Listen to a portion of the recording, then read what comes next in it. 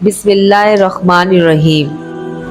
السلام علیکم ناظرین، آج ہم آپ کے لیے میدان عرفات میں جو آخری خطبہ پیش کیا نبی پاک صلی اللہ علیہ وسلم نے، میں آپ کی خدمت میں لے کر حاضر ہوئی ہوں۔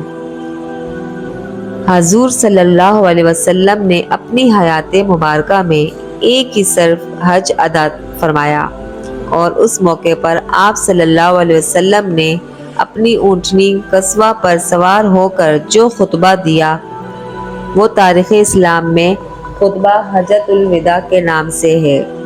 اس خطبے کی ابتدا میں اللہ کے رسول نے اللہ کی حمد و ثنا کی اور پھر ارشاد فرمایا، اللہ کے سوا کوئی اور معبود نہیں، اس کا کوئی شریک نہیں۔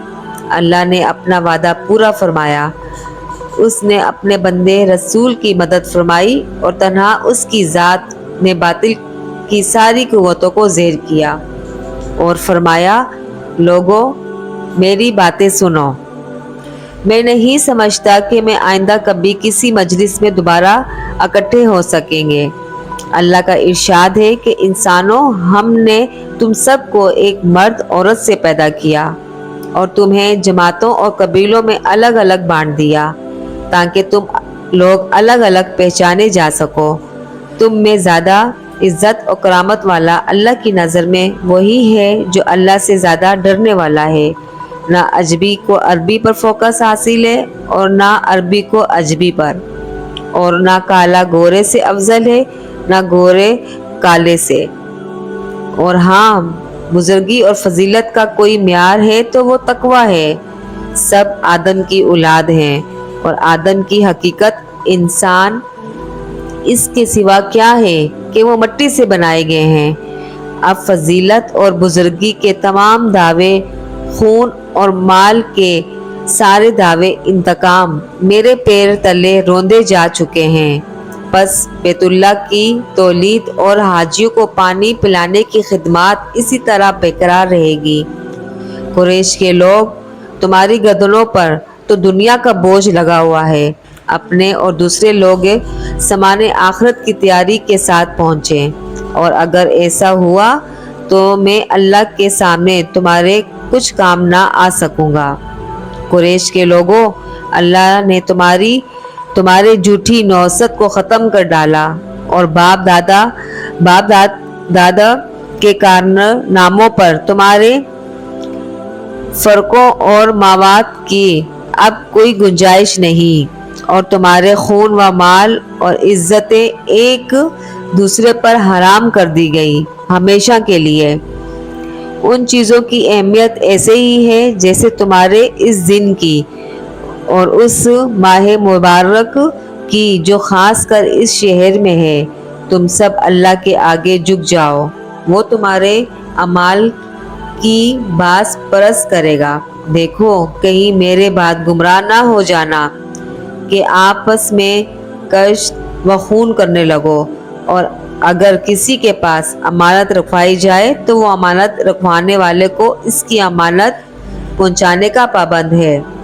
لوگوں، ہر مسلمان دوسرے مسلمان کا بھائی ہے، اور سارے مسلمان آپس میں بھائی بھائی ہیں۔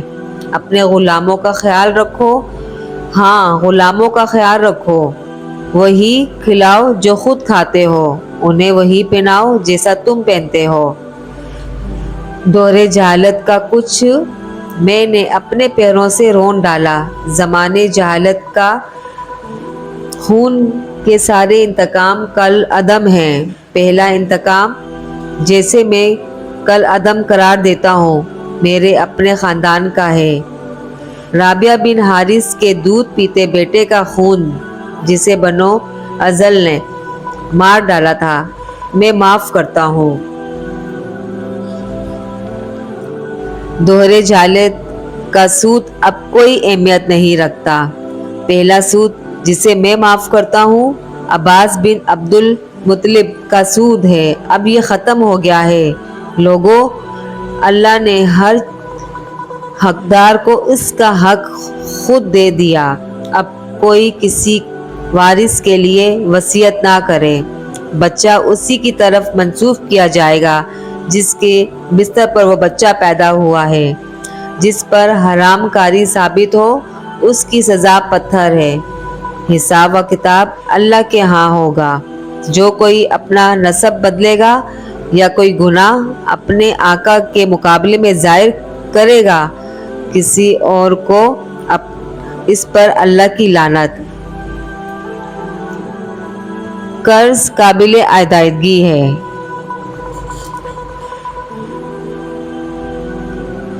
اگلی ہوئی چیز واپس کرنی چاہیے، تحفے کا بدلہ دینا چاہیے، اور جو کوئی کسی خاص ضامن بنے وہ تعاون ادا کرے۔ کسی کے لیے یہ جائز نہیں کہ وہ اپنے بھائی سے کچھ لے اور اس کے سوا کہ جس پر اس کا بھائی راضی ہو اور وہ خوشی خوشی دے، اور ایک دوسرے پر زیادتی نہ کرو۔ عورت کے لیے یہ جائز نہیں کہ وہ اپنے شوہر کا مال بغیر اس کی اجازت کے کسی کو دے۔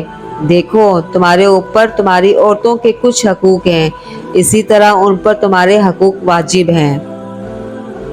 تمہارا حق عورت پر یہ ہے کہ وہ اپنے پاس کسی ایسے شخص کو نہ بلائے جسے تم پسند نہیں کرتے، اور وہ کوئی خیانت نہ کرے، کوئی کام کھلی ہوئی بے حیائی نہ کرے، اور اگر وہ ایسا کرے تو اللہ کی طرف سے تمہیں اجازت ہے کہ تم معمولی اسے کھلی جسمانی سزا دو، اور اگر وہ باز آ جائے تو اس کو اچھی طرح کھلاؤ پلاؤ، عورتوں سے بہتر سلوک کرو، کیونکہ وہ تمہارے پابند ہیں، وہ خود کچھ اپنے لیے نہیں کر سکتی، اسی لیے ان کے بارے میں اللہ تعالیٰ کا لحاظ رکھو کہ تم نے ان کو اللہ کے نام پر حاصل کیا اور اسی کے نام پر تمہارے لیے حلال ہوئی۔ میں تمہارے نام ایسی چیز چھوڑے جاتا ہوں کہ اگر اس پر قائم رہو گے تو کبھی گمراہ نہ ہو سکو گے، وہ اللہ تعالیٰ کی کتاب ہے۔ اور دیکھو، دینی معاملات سے غلط سے بچنا کہ تم سے پہلے کے لوگ انہی باتوں کے سبب ہلاک کر دیے گئے۔ شیطان کو اب اس بات کی توقع نہیں رہی ہے کہ اس شہر میں اس کی عبادت کی جائے گی، لیکن اس کا امکان ہے کہ ایسے معاملات میں جنہیں تم کم اہمیت دیتے ہو اس کی بات مان لی جائے گی اور وہ اس پر راضی ہے، اور اس لیے تم اس سے اپنے دین اور ایمان کی حفاظت کرنا۔ لوگوں، اپنے رب کی عبادت کرو، 5 وقت کی نماز ادا کرو، مہینے بھر کے روزے رکھو، اپنے مالوں کی زکوٰۃ خوشی دلی سے ادا کرو، اپنے اللہ کے گھر حج ادا کرتے رہو، اپنے اہل عمل کی اطاعت کرتے رہو، اور اپنے رب کی جنت میں داخل ہو جاؤ گے۔ اب مجرم خود ہی اپنے جرم کا ذمہ دار ہوگا، اور نہ اب باپ کے بدلے بیٹا پکڑا جائے گا، نہ بیٹے کے بدلے باپ سے لیا جائے گا۔ سنو، جو لوگ یہاں موجود ہیں ان کو چاہیے کہ یہ باتیں اور احکام ان لوگوں تک پہنچانی چاہیے، ہو سکتا ہے جو غیر موجود ہوں وہ تم سے زیادہ سمجھدار اور محفوظ رکھنے والا ہو۔ اور اس کے بعد اللہ کے رسول محمد صلی اللہ علیہ وسلم نے فرمایا، اور لوگوں، میرے بارے میں تم سے سوال کیا جائے گا کہ تم کیا جواب دو گے؟ لوگوں نے جواب دیا کہ ہم اس بات کی شہادت دیں گے کہ آپ نے امانت یعنی دین پہنچا دی، اور آپ صلی اللہ علیہ وسلم نے حق رسالت ادا فرما دیا اور امت کی خیرخواہی فرما دی۔ یہ سن کر حضور اکرم صلی اللہ علیہ وسلم نے اپنی انگ در شہادت آسمان کی طرف اٹھائی اور لوگوں کی جانب اشارہ کرتے ہوئے 3 مرتبہ ارشاد فرمایا، اے اللہ گواہ رہنا، اے اللہ گواہ رہنا، اے اللہ گواہ رہنا۔ ان ادائیگی کے فوراً بعد آپ صلی اللہ علیہ وسلم پر آخری وحی نازل ہوئی، جس کے الفاظ یہ ہیں، آج ہم نے تمہارے دین کو مکمل کر دیا، اور اپنی نعمت پر تمام کر دی اور تمہارے لیے مذہب اسلام کا اعتکاف کیا، اور یہ تھا اعتکاف، اور یہ تھا خطبہ حج وداع۔